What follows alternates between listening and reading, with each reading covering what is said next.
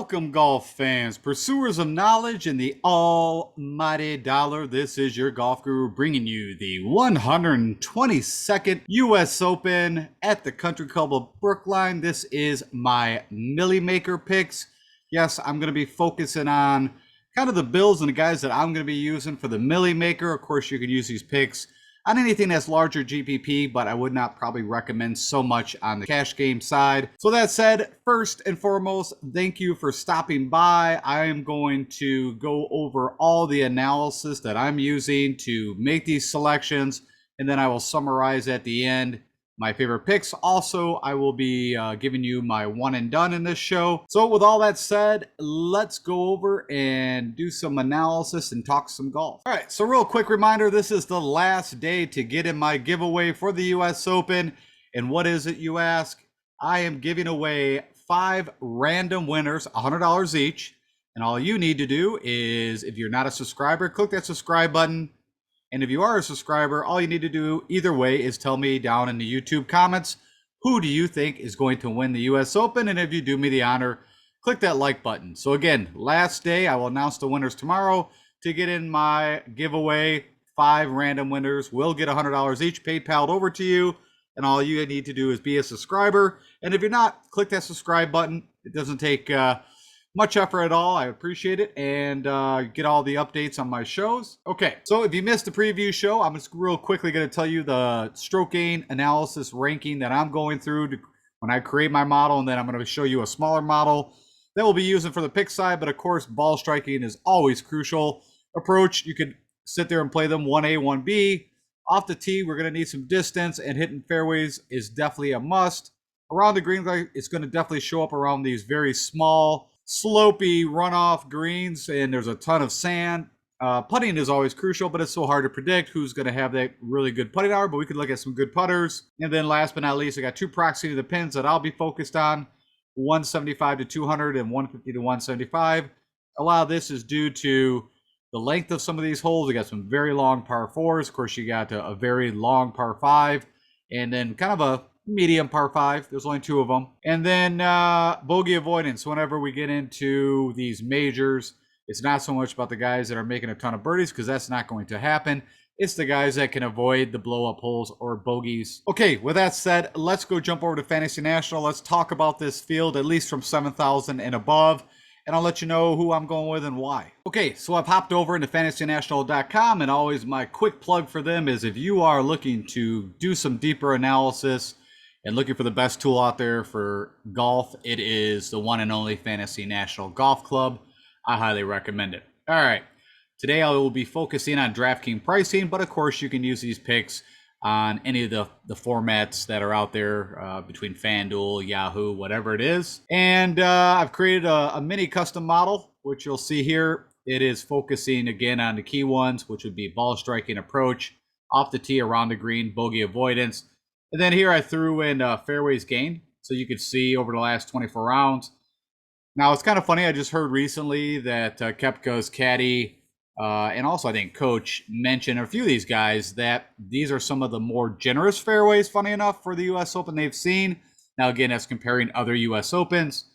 I kind of looked at what I see is, depending on where you're trying to land the ball, is where exactly, how generous is that fairway going to be. And we already know the rough's going to be penal, but they're saying, I don't know, maybe the first 10 to 15 yards off the fairway, the rough is not that bad. It's when you get further away from the fairway where the rough really gets real penal.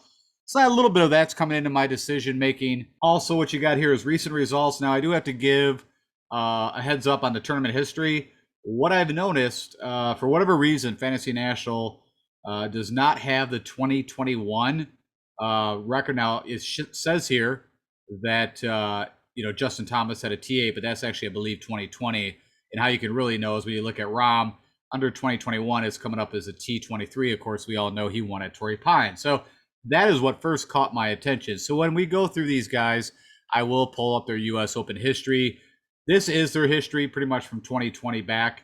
You're just not getting the actual correct 2020. So with all that said, of course, you've got one gentleman sitting at 11-3. You got Scotty Scheffler. Then you got some decisions, of course, at the 10,000 range. Oh, no, by the way, I did not state that, as I usually do, that I have no filters turned on. And also, I'm pulling up the last 24 rounds of golf. That is also the last 6 tournaments. And that's also being shown here for the fairways gain. I'm using 24 rounds. So that gives you a little background of what we're looking at. Okay, so I'm kind of right now separating this by salary. You could separate this multiple different ways. You can also see projected ownership here. It is Tuesday afternoon, so that is probably going to change, but it's probably not a terrible idea of what is going on or where these guys might fall. And as I mentioned, you've got, what we got here? 1, 2, 3, 4, 5. 5 guys in the 10,000 range. You got 1 in the 11,000 range. Okay, so as I mentioned, you have to make a decision if you want to go with Scottie Scheffler, the most expensive player. You can see here from all the model stats over the last 6 tournaments, all really solid. Off the tee is probably, like you can see, has been the one hiccup that he can get a little wayward at times. What's been going on, what I notice, is he typically plays that, kind of slight fade, aims it down the left side of the fairway, and at times it's not fading, and of course that's when he gets in trouble. If we look at recent results, I mean, it's not what he was doing, but it's still pretty good. And then what you're not seeing, as I mentioned, in 2021 at Torrey, he had a 7th place. Then he had a couple amateur starts at the U.S. Open. And if we go quickly look at Scottie Scheffler, just so you can see a little more information, you're going to notice the putter has not been where it was at. So when he was on that hot streak, he was gaining, 2.5 to 6.5 with the putter. That's fallen back a little bit. The irons are still pretty solid. And off the tee, he's had a little bit of up and down, but still pretty solid, at least definitely over the last. You can see really ball striking carried the day for him at the Charles Schwab. It was not the putter, still positive, but barely. So anyways, for me, like I said, I don't have a real significant reason why I'm not going with Scottie. A little bit would be the pricing, and that would be about it. Then the next guy you fall to is JT. Same thing. All these guys, for sure, you can make a case for. Depending on how many lineups you are, I'm sure you're going to probably plug in, make a ton of different lineups, plug in these guys in here or there. I'm just saying, if I was building 10 lineups, these are the guys I would be going with that we're going to discuss. Again, tournament history, you're not seeing the full picture for Justin Thomas, so let's go take a look at that for you. So last year he had a 19th at Torrey, an 8th at Wingfoot, and then a miscut at Pebble Beach. That's, and then before that, kind of mixed smattering. Aaron Hills was like he had a 9th, I believe that's what that was. But for me, I'm a little worried about the tee-ball. Now, again, a lot of these guys are going to club down. I get that. They're going to make different decisions. Like I said, I think you can make an argument for all these guys. You have to make a decision here.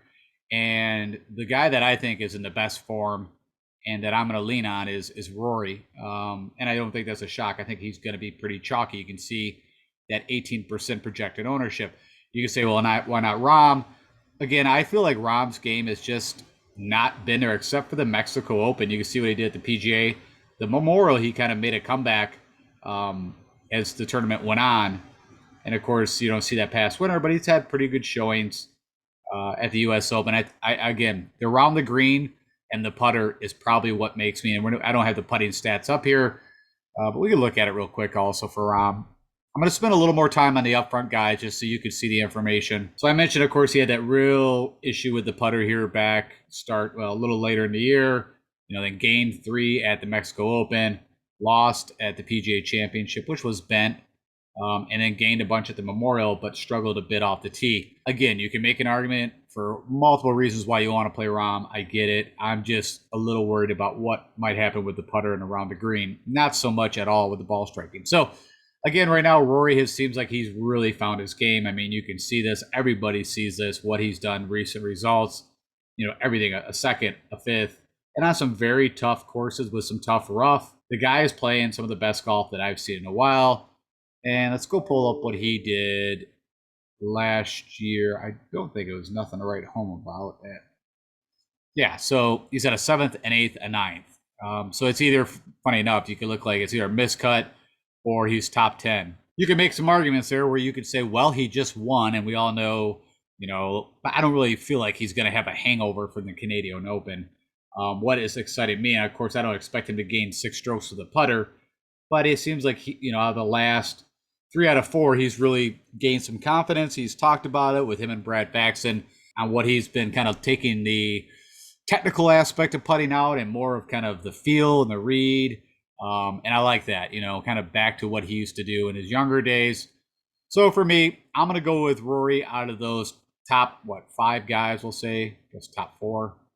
And then the one that's going to be probably a little shocking, but a lot of people are not going to go to Cam Smith. They're going to see that he has been struggling a little bit off the tee.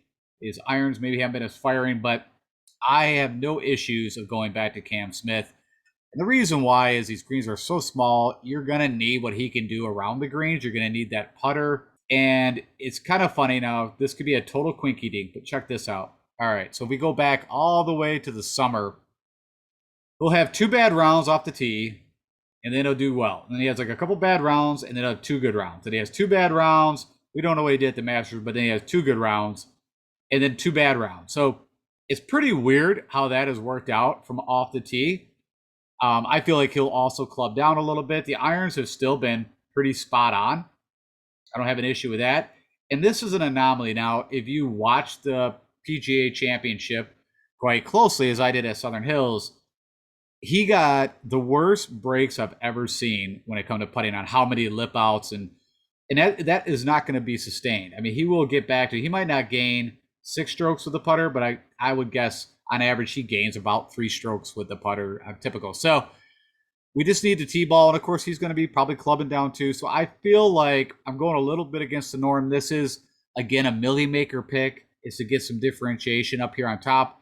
But I will build using Cam or Rory as probably like the key start guy, and then I'll start to fill it in with the next guys that I'm going to talk about. The next guy you got to make the decision is at 10,000. Now, my thoughts are that what I'll do, I am a skill set builder. What I mean by that, if you don't understand, is I will build a team that is an amazing ball striking team, but struggles maybe around the green or the putter. Hence, like a Victor Hovland, a Morikawa. You could throw Will Z in there at times.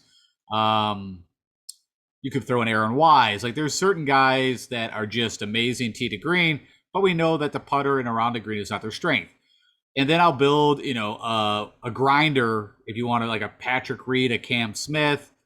I don't know Chris Kirk's in this field, but the guys that are really good with the putter around the green, and I'll build a lineup that way. Then you can also build, like, as you know, a Bombers lineup. So I'm just stating it out the bat. Even if I build 10 lineups, I'm still going to build some skill set lineups. Okay, moving along. So on Morikawa, yeah, again, there's a lot that I've been a little concerned with. Of course, first, the putter has just been, I mean, we can see that's always been an issue, but around the green and putter since he's been on tour, 63 events, he's lost strokes to the field. For the last 6 events, he's lost, and we keep saying, well, he's going to have that. I mean, one really since the start of the year. If you take not the CJ Cup, which was in the fall season, he's only had one good putting outing. And then the irons, he's had kind of hit or miss. Lost at the Players. Okay, we'll give him a little bit of break due to, again, the tee time splits that he got. But the PGA Championship gained a stroke. For Morikawa to be effective, he has to, for me, gain at least 3 strokes with the irons, because he's not long. He's accurate, but he's not long off the tee, which we know. That's another thing if you're making a build, just a very accurate guy. It doesn't have to be super long, but you could build a team that just hits fairways left and right. So I'm going to go to Victor instead. And I think, again, this is a little bit on ownership. I think a lot of people, even myself, have seen that what he does very well, his tee to green game, has been a little bit off. We really saw it at the Memorial. It was crazy, but again, that's an anomaly. I mean, typically off the tee to green, this is what I'm expecting, gaining somewhere between 6 to 10 strokes, and he actually lost 6.5. So for me, that's an anomaly. Same with the irons. I mean, he just didn't have it. Now, funny enough, somehow he gained 6 strokes with the putter, kind of flipped exactly what he typically does, and that makes sense, right? I mean, you got to understand, if you are struggling, typically these guys with the irons, you're missing greens, you're going to have some longer putts, or you're not getting close to the pin. So that's typically when people say, well, I don't get this. Why does the approach goes down, but the putter goes up? Well, that's why you're making some longer putts. You're not sticking them 3 feet every time. So that's where I'm going to pivot to. Also, if you're curious, Hovland has, we don't see, and it's kind of odd. I don't remember why he was not in the Torrey Pines. I don't know if it was COVID or what now, but anyways, the 2 events he has played, In the U.S. Open, he's done very well, a 12th and a 13th. So I'm not worried about him. And I think his round of green is better than what people think. So again, little differentiation play. The guy that I like, and he's going to be super chalky. And I think everybody's is Xander. There's builds that I'm going to start at Xander, and you can see that. I think everything about his game, where he's at, and we know what he's done here. It's a major. It's going to be a mental grind. Let's pull up his so you can see this. I mean, in this now, this screams that something bad's going to happen. To be honest, when you see a fifth, a sixth, a third, a fifth, a seventh, like I'm not trying to jinx it because, as I said, I'm going to be playing. I'm probably going to use them in one and done, and I'm going to play them a ton. But just the way golf works, it wouldn't shock me that something not so great happens. Okay, with all that said, though, let's get back to the positive side. Xander, everything should fit Xander perfect here. I will be, like I said, probably a lot of builds starting him. Jordan Spieth, again, I think he's a grinder, an amazing scrambler. We all know it's great around the green. The putter is just not fired yet. If that putter fires the way he's ball striking, he could do some damage. It really took me a while to kind of figure out if I was going to put him into core 15. Now you can see his last event, gained 5. The irons, again, funny enough, were not on. So again, had to make some longer putts. But if he gets those irons back and fires that putter like he can, watch out. And so I will be sprinkling Jordan, especially his ownership's a bit lower. And he hasn't had the best history at the U.S. Open. I mean, of course, he won. I shouldn't say that. He won at Chambers Bay. That was a while ago. And that course, I think, is quite a bit different than what this course is. It's more like a Kiowa Island or, like a Palmetto. It was wide open. Well, pretty wide open, not a lot of trees, right? It was all the dunes and the hills off the water there. So what you can see since then, a lot of 30s, a couple of miscuts. I mean, his best showing since then was a 19th last year, where he, was green across the board. Just didn't gain a lot, but I like Jordan too. DJ, if you want to get unique, and I might plug him here or there. I mean, who knows? Maybe everybody's off him. Everybody, thinks he's kind of packed it up. You got the live thing. We still just got to keep that the guy's just got oodles of talent. And if he cares and something motivates him, it wouldn't shock me that he have a good showing. But of course, you can see the miscuts that he's recently had. Let's go see. I forgot what he did at Torrey last year. I feel like he kind of missed a cut. But no, he had a 19, so I take that back. Missed a cut at Erin Hills, which is crazy because that was one of the easier U.S. Opens. But I mean, he's had an exemplary record.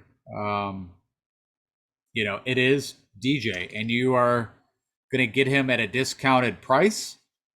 There's reasoning for that.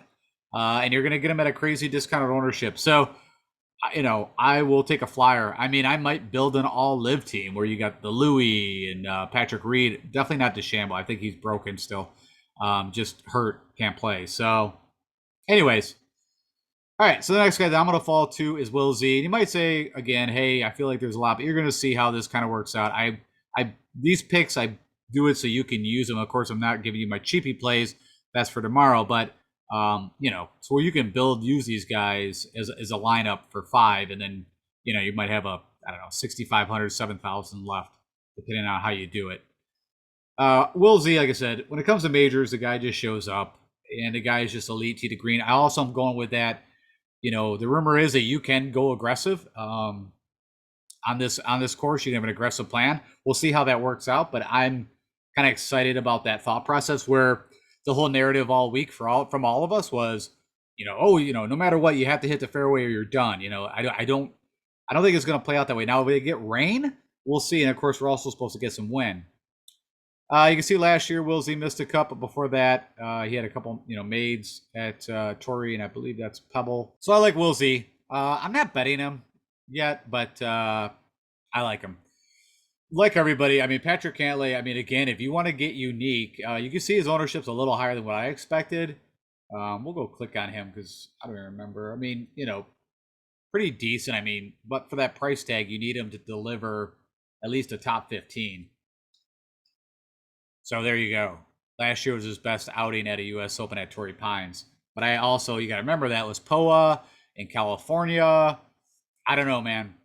Patrick Cantlay right now has got me worried. And so I just can't do it. I would rather go to Hideki, honestly, over Patrick Cantlay. I also sat and thought quite a bit about him. He's got an amazing U.S. history, but we also know the neck issue. You know, don't let that DQ, right? That was the pain on the 3-wood. Don't let that bother you. But the PGA Championship did not work out so well. You know, he had a withdrawal. That was the neck there, but came back. Good showing at the Byron. I don't know. I kind of like, and maybe this is, I mean, there's no real rhyme or reason. I mean, the guy's just an amazing game, because I was going to say I like him in a scoring fest at times, but he's done that, right? He won the Sony, but also, of course, he won the Masters. He's, you know, I don't know. I think he's a fine play. I will probably sprinkle him here or there. Of course, I think another chalk play, but you know, I like it, is Shane Lowry. I mean, you see he hits the fairways. The guy's playing some of the best golf he's played in forever. Of course, we know he can handle some, you know, conditions. He can navigate around a very tricky course. He's an open winner. And we go look at his U.S. Open experience. You know, he had some really good showings early on. Not the best recently, so I mean, you can make a little argument to that. But I think his form. But if you want to get differentiation, I'm telling you right now, just, you know, fade Lowry, and you could just even go to Joaquin, which I don't think is a bad play either. I just had to make a decision. Joaquin, you know, his putting around the green makes me a little nervous. Also, his major history, as far as off the top of my brain, is not the best. I mean, that's not terrible. A 31st and a 23rd at the U.S. Open. Let's go look at the PGA. So yeah, miscuts again in that 20-30 range. What about the Open? 59th and a miscut. And then the Masters. We gotta type it this way, I think, for it to work. Yeah. So nothing spectacular, but I'm also on another guy that has not had a very good track record at all in the majors. So, you know, that'd be a little more recent form, which you can see, 3rd or 23rd, you know, got to win at a very tough track at the Genesis. So I have no issues. Of course, he's also got a win on a par 70 on Bent, the old white TPC, where he had his first win. All right, Mr. Cameron Young. I mean, of course, I bet this guy. I don't know. This guy, I think, is amazing. Now, he really faltered at the Memorial, just fell apart on Sunday. If I remember correctly, he shot like 8 or 9 over. A lot of guys struggled that day. But I mean, everything else, the guy's just got such a complete game. It's like he's played in it once. I'm guessing that's as an amateur, yeah, in 2019. Let me go click on it. I'm curious if he played as an amateur at Torrey, or because that was at Pebble. So yeah, he played last year and had a miscut. I want to see what that pulls up. Yeah, see, this is where it's all kind of screwy. It's pulling up the Torrey Pines U.S. Open 2008. So something's going on at Fantasy National. Usually we don't have that issue, but there's a little hiccup going on. All right, so I like Cameron Young. I think he'll be a little chalky. The guy that I don't think anybody's going to play, that I'm all over, and I don't, you know, and it's not. There's the narratives out there, right? Oh, he just got married, so he's going to be a mess. I mean, the guy, his U.S. Open history, nobody comes close. I believe they started since World War II. I mean, if you go through all the analysis of what he's done, now I get it. Let's go take a look at Mr. Koepka's just recent form, because that's the argument, right? I mean, right here we can look at the PGA, and he struggled. Did not have anything but the putter, really. But before that, pretty good tee to green. And if he has the putter where he needs it, but of course, like I said, now if you go off just the history of what he does in majors, no one comes close at the U.S. Open. This guy loves this tournament. He's going to be completely focused. Now, what his game and what his body will allow him to bring, we'll see. But I'm playing him. I'm going to use him as, you know, in my core builds. A lot of his differentiation. If he gets you for 8,700, get you a top 10, he's going to pay it off. So if ownership stays that low, he will definitely be making quite a few of my builds.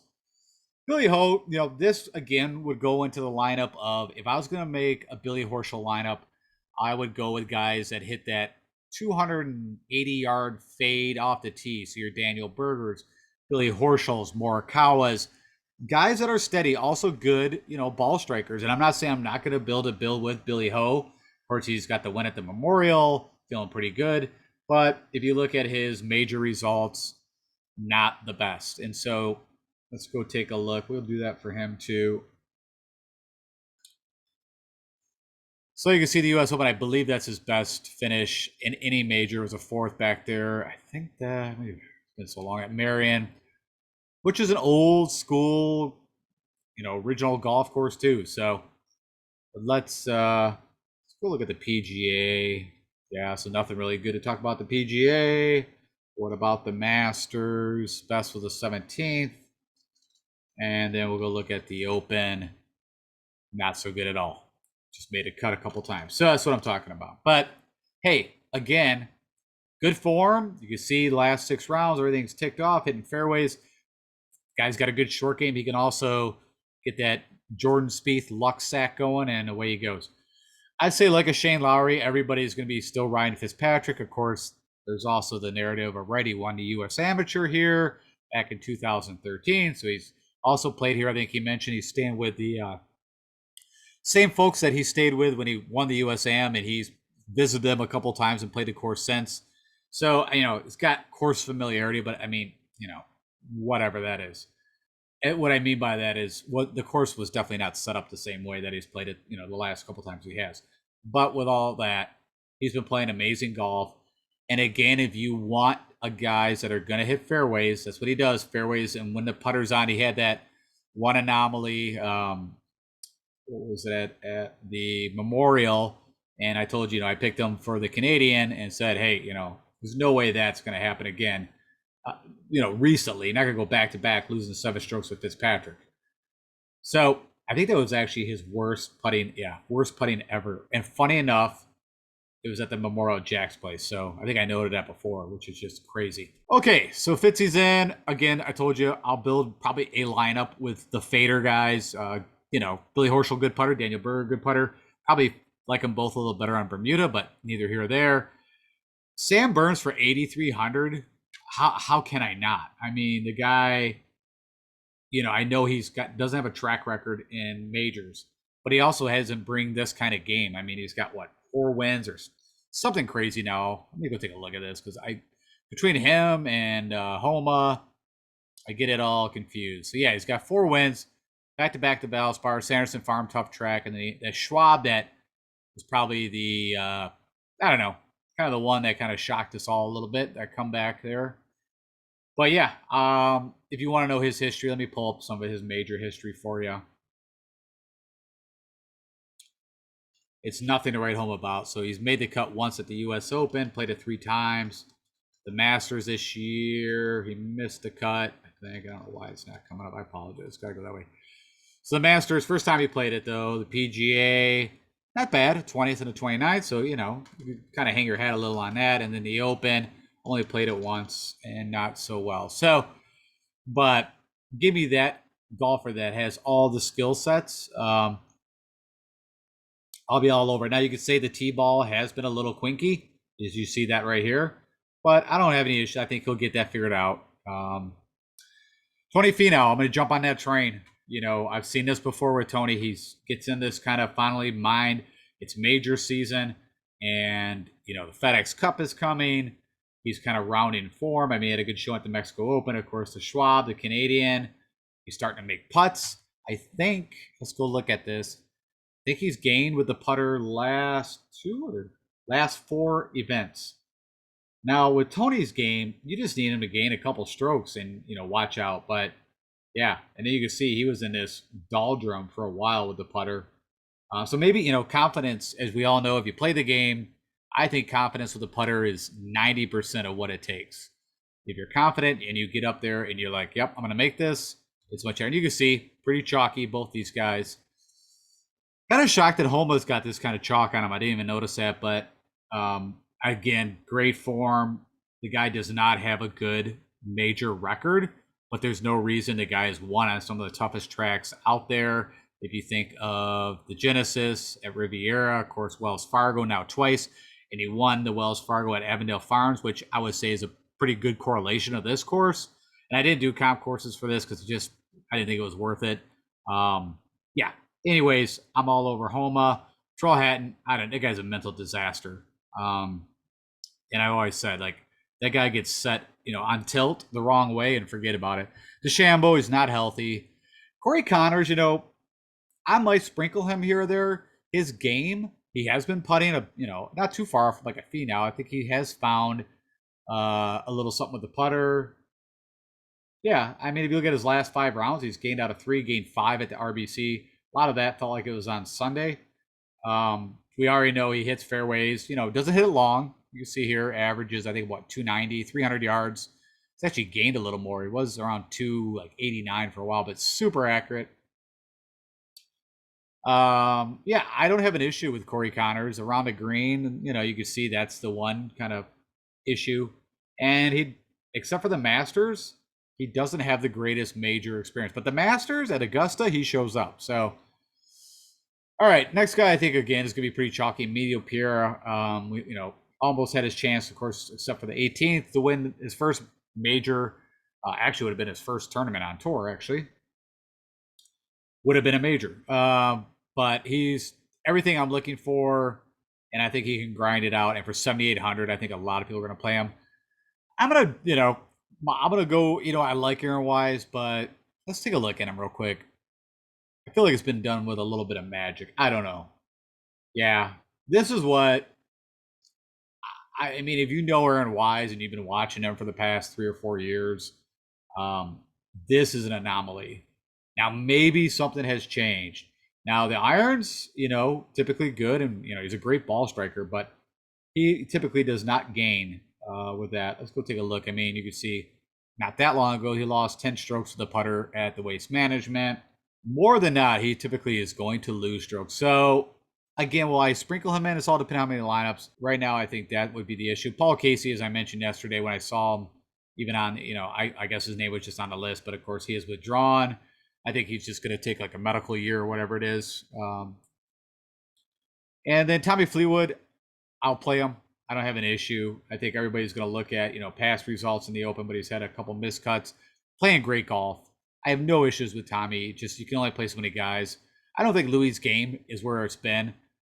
This has nothing to do with the Live Tour. He had an exceptional 2021. And let's go take a look on what we've got to see. And I don't know where. I think he finished in the top 10, I think, at the Live thing. But you can see the putter really carried the day last year. I think he was number 1 on the PGA Tour with the putter in 2021. He's, pretty solid, 300, hits fairways. The irons have not been where they need, and the putter was the big difference last year. So I'm gonna fade Louis. Answer no, just not enough there, man. I just can't do it. You could, but again, if you're gonna build that, hit the fairways, so you could put him with the Corey Connors, Sungjae Im would be good. Shit, these guys all right here. Seamus, you put this little crew together. That's your fairways and greens, typically. Sungjae Im, I'm trying to remember now. I thought I actually picked him, but maybe I passed because of the ownership. No issues with Sungjae Im at all. The putter would be the issue. Seamus, I might look at some Seamus, to be honest, because like I said, I see his projected ownership. Again, I'll spring him. The guy that I'm going to fall to is Keegan. I put him right with Aaron Wise. He has found the putter, but I feel like Keegan's a little better ball striker than even Aaron Wise. Now it's from time to time, but you can see, of course, he has won, what was it, the PGA, like his rookie year, if I remember correctly. And for whatever reason, it is not showing up. So it was a while ago when that happened. It was before 2013, because that's about as far as their database goes back. Neither here or there. Let's go back and look. So here we go. So gained 10 strokes again at that Avondale Farms. That was bent greens, tricky course. Don't expect that whatsoever. But he gained 3, gained 1, gained 3. So a little better. But like I said, likewise, at any time that putter could go south, and watch out. But you can pick your medicine. It could be Keegan or Aaron Wise. I think it's pretty much the same player you're going to get. The Gooch, again, I just not a ton to. I don't know. There could be some Live bias there. I'm not lying. I'm a little bitter that he went over there. Out of all the guys, he's the one. Honestly, the only guy that I would say that it doesn't make sense to me. He's not super young, but he's not. He's like 30, something like that. But typically he can handle tough courses. Let's go look. I didn't even like I said, to be honest, I did not even really give him a look. So he played the U.S. Open once, missed a, well, had a 66, also a miscut. I don't believe he's ever played. He did play the Masters here recently, had a 14. So there you go. Forgot about that, to be honest. The PGA had a 20th, and the Open he had a 30. You know what? I mean, I think a little bit could be just out of sight, out of mind with Taylor Gooch. I'll have to figure that out. I guess Webb Simpson, no. Sorry. You guys know if you've been watching me, I'm out. I just haven't seen still Webb Simpson be Webb Simpson. He's had a round where he's played 18 holes, like, oh hey, Webb's back. And then it's, right back the next day. Harris English played one round since his hip surgery, still hurt. Harris actually I think would be a great fit in his, before he actually injured himself, especially if he had that price tag. But no, that's way too much risk. I'm gonna go with the guy that, he's my flavor, right? He doesn't have the greatest, major history, but the guy can do everything I want. And also I'm gonna get a little differentiation at 7%. I'll be shocked if it's that high when it's all said and done. Of course, it's Sebastian Munoz, an amazing ball striker. Can get super hot with the putter. You can see bogey avoidance. He hits fairways. He's not a sexy pick, but when you're getting down into like the low 7,000s now, I think for the dollar. Of course, he's won the Sanderson Farms, and that's a tough long track. Sorry, there was something else I thought I was going to pull up, but I didn't see it. So he played the U.S. Open 3 times, made the cut once. That would have been in 2020. What was that? That would have been Winged Foot. PGA played it, made the cut, so nothing great there. The Open, nope. And what was the other one I did not pull on? PGA, US. I think he's ever played the Masters. Oh, he did 20 and the 19th. Okay, so long story short, I'm kind of falling to him at that price tag, and I think that's it. That's the end of my picks. And tomorrow I will go through the lower guys, 7,000 and below, to fill out those, depending on how you're building. I'm probably going to go a little more balanced build. I think we have a lot of value. I think, there's even maybe a little mispricing if you get to the Sun JMs. I think Burns is a little mispriced, but I think that's, bringing in the history. So, all right, let's jump back and wrap this up for you guys. Okay, so to summarize my top 5 plays, which I call my Fab 5, go with Rory. No shockers there. Going to be chalky. Playing amazing golf, though. I think he's, even with this live thing, I feel like he's got a whole new sense and kind of locked in on what he's doing and really, he's hit his stride. He's on his upswing. We need to ride it, and we'll see if that turns into a win. Cam Smith, I think everybody's going to jump off. I'm a huge Cam Smith slappy. You guys know that. So there's a little bit of bias there. But I think people are overreacting to a couple of the recents. I've seen some things, like I said, where the putter he just got robbed. And that sometimes that'll trickle down the rest of the game. So I feel okay with Cam. I know off the tee it can be a little scary, but I think he'll definitely not be as bad as what he's been. So for differentiation, I'm going to play Cam. Xander going to be super chalky. I told you I'm going to start a lot of builds also with Cam for the Millie Maker. I like Will Z. I mean, the putter, we'll see how that goes, but we do have some crazy fast bent greens, also mixed with POA. We'll see how that all shakes out. But they were, I think, stated POA, and then I heard that there's also bent built in. So we'll see. And then Victor Hovland, same a little bit with the Cam Smith, where Victor, if funny enough, if you're just picking by names and you don't watch a whole lot of golf, you wouldn't know these things. You'd be like, oh, I know this guy. I like him. So, but like a Cam, his recent form has been a little bit off. Hope to see to come that back. So that's my top 5 guys that I will be starting my lineups with. And then on deck to kind of get that, second, third guy in. Chris Koepka, again, this is a differentiation play. Now we'll see. Now if it's your average, slappy that's going to go in and build some lineups for the Millie Maker, he might get a little more popular, but right now, pretty low in projected ownership. I think everybody knows, again, if you've been watching golf, how well Shane Lowry's been playing since the Florida swing. It's just been amazing. So, I don't actually honestly expect him to win, but it gets you a top 10. Same with Fitzpatrick. I don't see a win, but I see a nice top 10. Cameron Young, the guy's been played some tough tracks, showed up at the PGA, except for the Memorial on Sunday. It's the real big blip that I've seen for Cameron Young. So, giving a pass on that. I'm going to be playing some Cameron Young. And then Max Homa, not at all the best Well, I think the PGA at Southern Hills was his best major outing he's had. So, but his game is at a whole new level. His confidence is at a whole new level. And also, sometimes you got to play the guys that you believe in and you like. And Max is that guy for me. Cam Smith is that guy for me. Burns is that guy for me. So there's a little bit of that in there. I try to let the data speak, but at times you got to make your own calls. All right, now the unsung five to fill out the bottom. Mito Pierre, just steady. He kind of my steady fill-in play. Burns, I think, is a great value at that price tag. A ton of win equity. Now, not at a major, but I mean, the guy's got all the skill set. He can do it all. Tony Finau, I feel like this is just when he does this. I mean, Tony Finau will get into that kind of rhythm. I feel like he's there. Now, the putter is also heated up a little, so that we'll see how that works out. Keegan Bradley, same thing. He's been on and off with the putter, but better as of late. We saw, gain 10 strokes with the putter. Don't expect that. But, gain 2 or 3 with your ball striking, and he can do very well. And then, again, which I think would be a little unique. We'll see how it all works out. But Sebastian Munoz, when it comes time to build your lineup, we'll see how many people actually plug in Sebastian. So that is my top 15. Real quick, from one and done perspective, I've actually had some questions. No problem on what one and done is. If you don't know what one and done is, you can get in these tournaments. You put the money up front at the beginning of the season. So starting like January 1, the first tournament, and you get to pick one guy per tournament, whatever they win.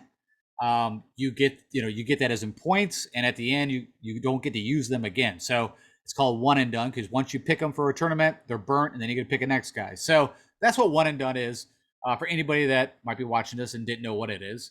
And so if you are in a one and done tournament, here's the guys that you might want to look at. Now, this is the best stroke gain total over the last 5 years at the U.S. Open. Of course, Brooks Koepka I already mentioned.